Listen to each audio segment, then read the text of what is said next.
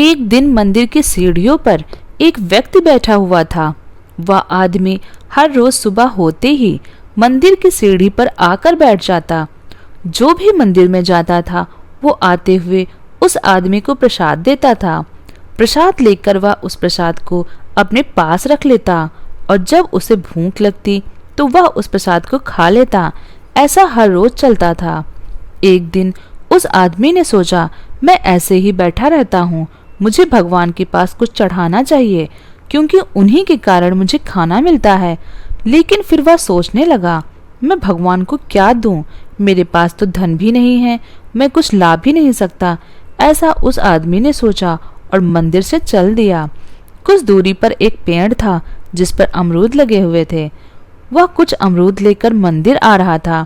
उसके रास्ते में एक लड़का आया जो कुछ मांग रहा था क्योंकि उसे बहुत भूख लगी। उस आदमी ने कुछ अमरूद जो बहुत मीठे थे अपने हाथ में लिए। उसने उस लड़के को देखकर सोचा, भगवान को मैं कल फल चढ़ा दूंगा। यह लड़का बहुत भूखा है और उस आदमी ने उसे फल दे दिए। लड़का उन्हें खाकर वहां से चला गया। वह आदमी मंदिर में आ गया भगवान के पास माफी मांगने। उस आदमी ने भगवान से कहा, मैं आपके लिए कुछ भी नहीं लाया, जो कुछ लाया था उस लड़के को दे दिया। जब उस आदमी की नजर भगवान के चरणों पर गई तो वह देखता रह गया क्योंकि वही अमरूद भगवान के चरणों में थे। जब उस आदमी ने पंडित से पूछा कि यह अमरूद यहाँ पर कौन लाया, तो पंडित ने कहा, क्यों मजाक कर रहे हो, तुम ही तो यह अमरूद लाए हो।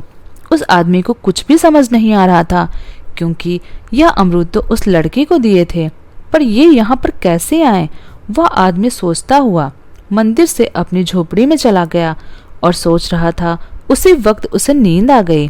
जब उस आदमी को सपना आया तो भगवान ने दर्शन दिए और कहा, मुझे तुम्हारे फल मिल गए थे, मैं वही बच्चा था जो तुमसे मिला था। अब उस आदमी को समझ में आ गया कि भगवान उससे मिलने आए थे। भगवान के दर्शन पाकर वह आदमी धन्य हो गया। इसलिए दोस्तों, जिसको जरूरत हो उसको ही दें। भगवान हर जगह पे हैं पर हम उन्हें देख नहीं पाते। एक आदमी दुकान में काम करते हुए कहता है, अगर मुझे भगवान के दर्शन हो जाएं तो मेरा जीवन ही सफल हो जाए, इससे अधिक मुझे कुछ नहीं चाहिए।